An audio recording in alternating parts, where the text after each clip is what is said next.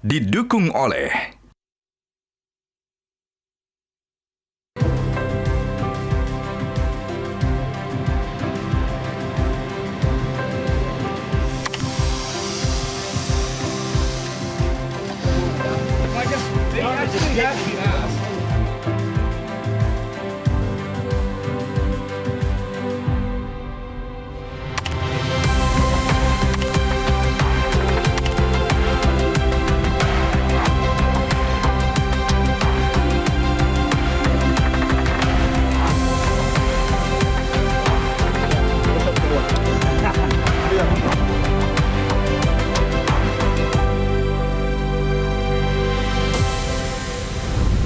Pemirsa, Kabupaten Yahukimo menghadapi salah satu tantangan geografis paling berat di Indonesia. Dengan topografi pegunungan yang curam dan juga ketergantungan tinggi pada jalur udara. Pemerintah Kabupaten Yahukimo secara progresif melakukan ekspansi infrastruktur darat dan juga udara guna untuk menghubungkan kampung dan distrik yang selama ini terisolasi. Di tengah dinamika yang ada, Yahukimo membuktikan diri sebagai wilayah yang aman dan terus berakselerasi. Raihan penghargaan National Governance Award hingga kunjungan Wakil Presiden Gibran Rakabuming Raka menjadi sinyal kuat bahwa Yahukimo siap melompat lebih tinggi. Dan saat ini pemirsa sudah hadir bersama dengan saya di studio Metro TV, Bupati Yahukimo Bapak Didimus Yahuli. Selamat siang Bapak. Selamat siang. Ya, selamat siang Bapak dan selamat ya Pak atas penghargaan National Governance Award kategori Top Regency in Transformative Remote Access Infrastrukturnya Pak. Terima kasih. Ya. Senang sekali bisa hadir di sini Pak bersama dengan saya di studio Metro TV. Apa kabarnya? Baik sekali, puji Tuhan. Iya, puji Tuhan Pak. Ya. Pak, kita tahu penghargaan ini tentu saja bukan sekedar penghargaan atau piala saja, tapi kita tahu Bapak sudah berhasil membawa Kabupaten Yahukimo ini bisa dikenal di tingkat nasional. Sejauh ini bagaimana prosesnya Pak, kerja keras Bapak di medan yang sangat sulit di Kabupaten Yahukimo? Baik, terima kasih. Jadi ya pertama saya mengucap syukur kepada Tuhan karena Yahukimo ini memang benar-benar daerah yang tertinggal, terluar dan tersulit karena sejak Orde Baru Yahukimo itu tidak pernah disentuh. Kami waktu mulai Kabupaten Yahukimo ini hanya dengan modal satu pustu, 2 ruang kelas SD Inpres dan 1 lapangan terbang perintis. Dan itu boleh dibilang kami mulai dari titik nol dari Bupati pertama dan pada waktu itu saya Ketua Dewan. Dan kami masukkan alat berat ke sana dan juga kita bisa berimprovisasi antara legislatif dan eksekutif bersama-sama dengan masyarakat setelah dimekarkan dari Kabupaten Jayawijaya. Kemudian seiring dengan jalannya waktu, 2 bupati yang mendahului saya juga sudah maksimal merintis pembangunan sehingga saya meneruskan apa yang dilakukan oleh mereka. Tetapi yang pertama sekali waktu saya jadi bupati, saya punya komitmen dalam hati saya untuk saya memberi hati untuk Kabupaten Yahukimo. Sehingga tantangan itu memang berat sekali karena dari luas 17.500 km persegi Kabupaten Yahukimo itu semuanya harus dilalui dengan pesawat terbang perintis, mau karavan, mau pilatus, mau helikopter, 3 penerbangan itu yang kami pakai. Sehingga dengan perhatian pemerintah pusat memberikan kami sebagai penghargaan tertinggi atau penghargaan ini dari kerja-kerja keras yang memang betul-betul kami lakukan di periode pertama dari 2021 sampai dengan tahun ini, di mana pengelolaan anggaran kami rumuskan dalam Yahukimo Sehat, Yahukimo Cerdas dan Yahukimo Mandiri. Sehingga dana DAK kami pergunakan sungguh-sungguh untuk mengelola kesehatan, yaitu bangun puskesmas. Kami sudah punya hampir 36 puskesmas dan kurang 8 lagi kita sudah mencapai 50 puskesmas. Dengan dibagi lagi dengan berbagai macam pustu yang ada di daerah yang betul-betul terpencil. Kemudian dana otonomi khusus kami pergunakan sungguh-sungguh untuk membuka sekolah baik rumah guru maupun ruang kelas, perpustakaan, kemudian juga keperluan lain yang sehubungan dengan pendidikan. Jadi kalau orang-orang ke seluruh pedalaman Yahukimo dan melihat semua rumah yang warnanya cat hitam, itu versi pembangunan infrastruktur dengan anggaran otonomi khusus yang kami bangun. Sedangkan dana DAK untuk membangun puskesmas itu konstruksi gambar dan lain-lain sudah dari pusat, jadi kami melaksanakan. Pada tingkat kesulitan seperti itu, semua bahan material harus bawa dari kota dengan ya harus hadapi cuaca yang buruk, tekanan keamanan, tetapi juga armada penerbangan yang kurang. Tetapi kami ini dapat penghargaan ini bukan hanya sekedar seremonial atau piala seperti Mbak bilang, tetapi betul-betul ini bonus dari kerja-kerja keras tim saya. Nah, tim kami ini bukan hanya bupati ini hanya sebagai seorang dirjen saja. Yang mengerjakan itu tim saya. Nah, tim itu baik kepala-kepala dinas, sekda dan juga pemerintah, tetapi juga swasta dan juga pihak ketiga yang mengerjakan. Sehingga kami bisa melewati masa-masa sulit itu dengan baik, dan kami selalu punya komitmen kalau anggaran sudah ditetapkan, administrasi ditertibkan, kemudian pihak ketiga melaksanakan semua pembangunan itu dengan baik sehingga tidak ada proyek yang mangkrak atau tidak ada hal-hal yang tidak kita inginkan. Sehingga komitmen itu berjalan dengan baik sampai dengan tahun ini. Dan yang paling istimewa adalah dari dana otonomi khusus ini kami bisa bangun lapangan terbang perintis di tempat yang betul-betul tersulit, terdalam dan tidak mungkin terjangkau. Dan itu bukan hanya tempat yang rata, tapi kami bela bukit, bela gunung untuk dari tempat ada kolam alam juga, dari tempat yang tidak mungkin itu kami bikin lapangan terbang perintis di situ. Sehingga itu saya pikir itu satu benang merah pembangunan. Sehingga saya pastikan bahwa dengan bantuan alokasi anggaran yang ada ini, saya pastikan bahwa mantri ada di tempat, obat ada di tempat, imunisasi jalan, anak-anak dapat pendidikan yang layak, kemudian guru ada dan sebagainya. Kemudian pelayanan lain juga bisa berjalan dengan baik. Oke, baik Pak. Dari dana otsus dan juga dana alokasi khusus di Yahukimo, Bapak sudah membuktikan sudah ada pembangunan sekolah, puskesmas, kemudian lapangan terbang sudah ada. Ini sudah berjalan dengan baik semuanya. Namun kita tahu bahwa anggaran ini banyak larinya ke mobilisasi pesawat ke distrik-distrik begitu ya Pak ya. Nah, bagaimana Bapak menekankan atau memberikan masukan kepada pemerintah pusat bahwa dengan Bapak ini, Kabupaten Yahukimo ini masih membutuhkan dana tambahan lainnya, mengingat letak geografis yang cukup sulit? Betul, ini yang saya tidak pernah mengeluh tentang itu, tetapi kami selalu maksimalkan anggaran yang ada.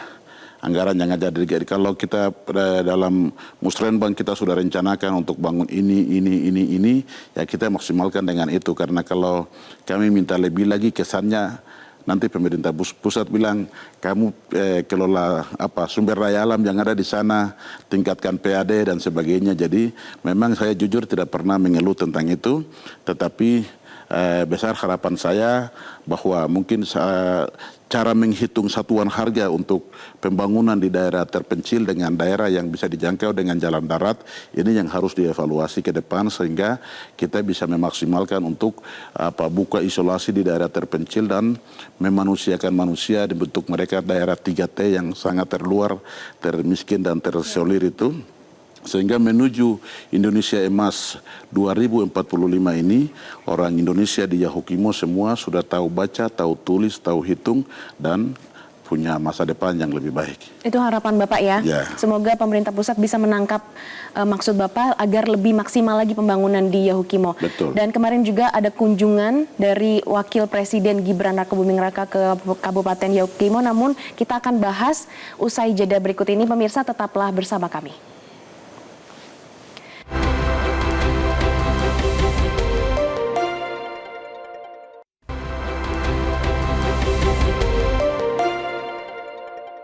Didukung oleh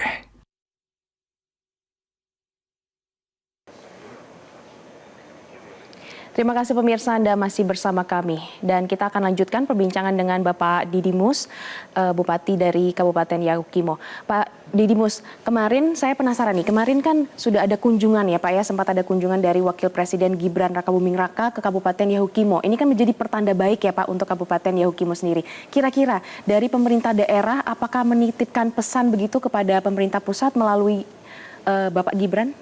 Ya, yang pertama kami bersyukur dan memuji Tuhan karena Pak Gibran sebagai Wakil Presiden Republik Indonesia bisa datang ke Yahukimo. Walaupun pada kesempatan yang lalu tunda datang. Tetapi beliau sudah berjanji bukan batal datang tapi tunda datang. Sehingga kemarin beliau datang dan kami sangat mengapresiasi, menghargai. Karena filosofi orang pedalaman itu biasanya tidak biasa tolak tamu. Kalaupun ada hal-hal yang terjadi di luar itu ya itu dinamika, tetapi kami semua sudah menerima dengan baik dan kami senang sekali atas kunjungan Bapak Wakil Presiden ke Yahukimo. Kemudian yang kedua, beliau sudah kasih harapan untuk Kabupaten Yahukimo melalui Badan Percepatan Pembangunan Otonomi Khusus yang badan eksekutif bahwa akan perhatikan atau mendorong pembangunan dari Kabupaten Yahukimo untuk Papua Pegunungan dengan memperhatikan infrastruktur, pembangunan infrastruktur maupun pembangunan sumber daya manusia di masa yang akan datang. Dan kami juga punya harapan dengan kunjungan beliau ini, apa-apa yang kami usulkan terutama program strategis adalah bagaimana subsidi untuk masyarakat daerah terpencil ini bisa ditambah. Dan semua lapangan terbang perintis itu baik kargo maupun subsidi penumpang bisa mendapatkan peningkatan dari yang ada. Saya berterima kasih untuk yang sudah berjalan tapi perlu ditingkatkan. Kemudian yang kedua, dana otonomi khusus ini kalau DAK-nya dipakai untuk kepentingan nasional bisa dikonversi sedikit ke otonomi khusus supaya DTI maupun dana otsus untuk pembangunan infrastruktur itu bisa meningkat sehingga itu bisa saling mengcover. Jadi daerah akan bertumbuh secara perlahan-lahan dan beliau akan memperhatikan pelayanan pembangunan di Kabupaten Yahukimo dan juga yang secara konkret untuk ke depan ini akan bangunkan rumah sakit tipe C. Kemudian beberapa program lain yang kami sudah usulkan dalam proposal. Berarti dari usulan itu sudah ditangkap oleh Pak Gibran sehingga nanti disampaikan begitu ya Pak ke pemerintah pusat? Betul, itu sudah diusulkan melalui Pak Felix Wanggai, melalui Badan Eksekutif, tetapi juga melalui DPR RI dan juga langsung ke Pak Wakil Presiden, sehingga beberapa program strategis, terutama membuka isolasi jalan, kemudian membangun infrastruktur pelabuhan, kemudian memperluas lapangan terbang, dan juga lapangan-lapangan terbang perintis, kemudian juga penambahan dana untuk air bersih, kemudian listrik tenaga air, dan juga jembatan gantung. Nah, komponen-komponen ini bisa ada peningkatan. Otsus bertambah saja sebenarnya kami juga bisa maksimalkan untuk memajukan Yahukimo. Berarti masih banyak ya Pak PR-nya. Nah kita tahu Pak ada beberapa program dari pemerintah pusat untuk Kabupaten Yahukimo khususnya. Nah sejauh ini bagaimana realisasinya di Kabupaten Yahukimo mengingat ada efisiensi anggaran? Ya, sebenarnya waktu efisiensi anggaran itu dilakukan hampir semua daerah mengalami gejolak. Tetapi saya sendiri membacanya ada arus balik dana dari efisiensi di DAK, tetapi dia kembali melalui MBG, MBG dan juga koperasi desa dan juga program-program nasional yang lain yang dirancang oleh pemerintah pusat. Jadi kami jemput bola ini harus dengan baik sehingga sekalipun kita kekurangan di sini, kita bisa konversi dari arus balik ini. Arus balik anggaran ini ada di MBG dan juga koperasi desa dan lain-lain. Yang saya memahami dengan baik adalah MBG. MBG sendiri ini seperti satu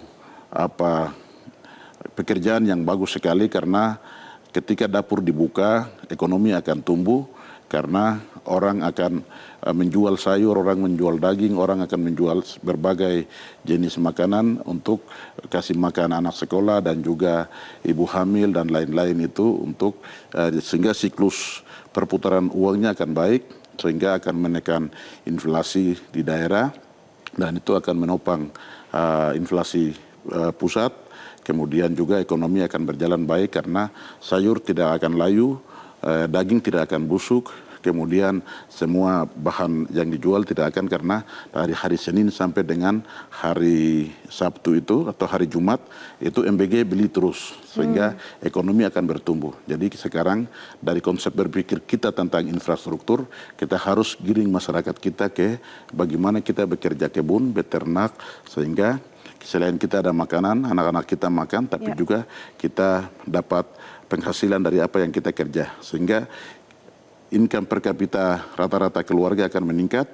Orang Yahukimo, orang Papua akan punya jati diri untuk bisa menghasilkan dari apa yang dia kerjakan. Tetapi kita juga kurangi stunting, kurangi orang kurang gizi, anak-anak makin cerdas, dan masa depan akan lebih baik. Jadi konsep MBG ini saya lebih paham dan kami sudah punya 3 dapur di ibu kota dan 35 dapur di daerah 3T.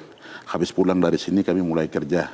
Sehingga Yahukimo mungkin akan lebih baik walaupun tingkat kesulitannya kalau mau jujur sangat berat karena semua bahan baku, semua apa itu akan kita kasih masuk dengan distribusinya Pak? Menarik ini. Karena kan lihat letak geografisnya Yahukimo dari pegunungan ke pegunungan, bagaimana proses distribusi? Kita sudah buktikan dengan kita bangun puskesmas, kita bangun sekolah, kita bangun air bersih, kita bangun jembatan gantung. Jembatan gantung itu kan kita bawa seling. Nah, kita sudah buktikan. Kalau hanya untuk buka MBG, bawa beras, bawa supermi, bawa apa, itu sudah biasa. Itu tidak, tapi memang anggarannya harus naik sehingga semua pihak saling menguntungkan begitu. Jadi ya kami juga sedang berjuang bagaimana supaya ada BUMD. Untuk mengelola semua ini harus ada BUMD. Bapak Bupati, ini yang menarik juga Pak. Kita sering melihat simpang siur ada informasi yang beredar di kalangan masyarakat terkait dengan bagaimana masyarakat memotret Kabupaten Yahukimo yang dinilai kurang aman begitu. Nah, sebagai Bupati Yahukimo, Bapak mungkin bisa jelaskan bagaimana situasi saat ini di Kabupaten Yahukimo kepada masyarakat luas di rumah? Baik, terima kasih. Jadi Yahukimo ini luasnya itu 3 kali bahkan 4 kali Kabupaten Jayawijaya, Kabupaten induk kami. Dan Yahukimo ini tidak ada jalan darat, semuanya itu rata-rata jalan kaki dan pesawat. Dan juga ada yang sungai. Dan luasnya itu 17.200 km persegi dan jumlah kecamatan itu ada 51, jumlah desa itu 517 desa. Nah itu berarti cukup luas. Sehingga ketika itu keributan atau persoalan itu terjadi, contoh saja terjadi di Tangerang atau di daerah Karawaci, ya pasti orang bilang kekacauan di Jakarta. Iya betul. Betul ya? Atau terjadi di Ancol. Nah berarti orang bilang kekacauannya di Jakarta ya. Seperti itu. Terjadi di Anggruk, Yahukimo yang nama rusak. Terjadi di Holwon, Yahukimo yang nama rusak. Itu satu. Yang kedua adalah ada juga kelompok di dalam kota. Nah, di dalam kelompok yang bikin kacau di dalam kota ini, mereka yang kita bisa bilang bahwa ada juga karena ideologi, tetapi ada juga karena mungkin faktor ketidakpuasan atau faktor mungkin saja ingin buat teror dan sebagainya. Tetapi di tengah-tengah itu kan kita bisa imbangi, lihat dari 430 sekian ribu penduduk yang melakukan keributan ini kita bisa memetakan. Kemudian yang baik lebih banyak sehingga semua program kita ini semua bisa jalan. Buktinya lapangan terbang kita sudah bisa kasih turun alat berat di 2 kecamatan, di Holwon, di Berubra, di beberapa tempat, yang lain-lain kita kasih masyarakat, hibah kita bisa baik, pelayanan pembangunan gereja, jalan semua, guru-guru mengajar di 36 kecamatan dengan kurikulum Merdeka Belajar. Kemudian puskesmas jalan, apa semua berjalan, pelayanan publik jalan secara umum. Tapi media sudah membuat image Yahukimo itu memang benar-benar merah. Itu permainannya medsos dengan media-media sosial. Sehingga ya bukti dari semua itu, saya pikir kita sudah membuktikan pelayanan dengan maksimal. Dan banyak orang baik di Yahukimo, dan banyak orang yang juga punya hati untuk ini. Jadi keamanan secara umum baik.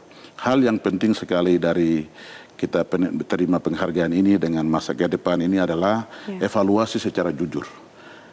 TNI, Polri, pemerintah kita harus evaluasi. Kalau memang kinerja kita sudah tidak sesuai, tidak berjalan dengan baik, dan juga kekacauan terus-menerus, ya atasan kita harus evaluasi kita. Begitu. Kalau dibiarkan ketika peristiwa ini terjadi, besok peristiwa ini, itu berarti kesannya pembiaran. Sedangkan kita sudah dibagi. Saya kerja berdasarkan Undang-Undang Nomor 23 Tahun 2014. Saya tidak punya ruang untuk yang sana-sana. Betul. Begitu. Nah, teman-teman TNI kerja dengan undang-undang.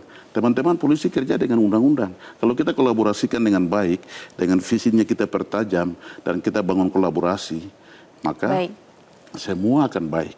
Jadi kalau mau baik ke depan, lebih baik lagi, lebih sejuk lagi, lebih indah lagi, ayo kita evaluasi. Berarti memang harus ada fungsi pengawasan juga, fungsi evaluasi. Ya. Pak Didimus, terakhir nih Pak, harapan untuk Kabupaten Yahukimo dan masyarakat di dalamnya?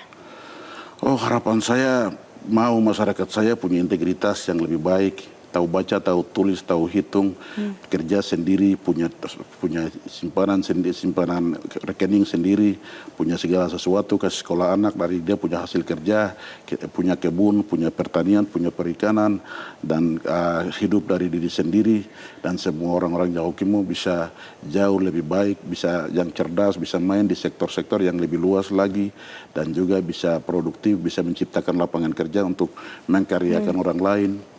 Itu tugas saya 4 tahun ke depan. Dengan segala sumber daya alam yang ada di Kabupaten Yahukimo, ya, sumber daya alam kita sangat melimpah. Dan kami juga berharap untuk semua bisa mengambil bagian dalam pelayanan ini. Dan saya berterima kasih kepada masyarakat Kabupaten Yahukimo, mereka sangat luar biasa. Dari awal sekali saya jadi bupati, saya sudah sampaikan. Tangan turun ke tanah, baru tanah naikkan sarjana, makanan, uang. Nah, itu mereka sudah pegang. Sehingga sekarang kalau kita mau jujur, masyarakat sudah jualan kopi Arabica. Masyarakat sudah punya kios-kios di pedalaman masing-masing. Masyarakat sudah tidak bawa proposal lagi terlalu banyak di pemerintah. Karena apa yang kami ajarkan itu bagaimana kemandirian. Orang hidup dari hasil kerja sendiri, orang harus makan dari apa yang dia kerjakan, dia menghidupkan keluarganya, dia mensekolahkan anaknya. Karena kita tidak mungkin pemerintah kasih uang desa terus-menerus. Tidak mungkin kita dikasih ini terus-menerus. Karena APBD kita hanya ada 2 triliun. 2 triliun itu dana desa saja sudah 600 miliar. Ditambah dengan 10% yang potong dari DAU itu 70 miliar kita kasih.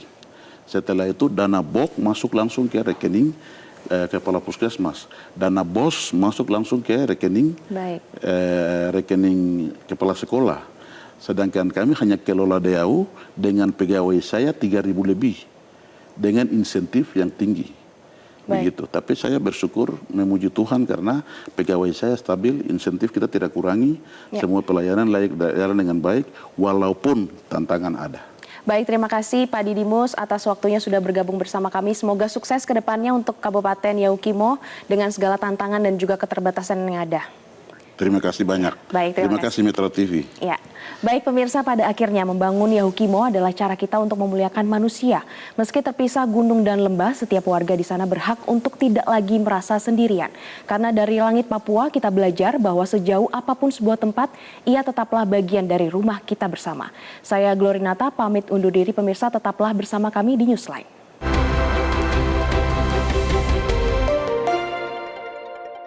Didukung oleh jelajahi cara baru mendapatkan informasi. Download Metro TV Extend sekarang.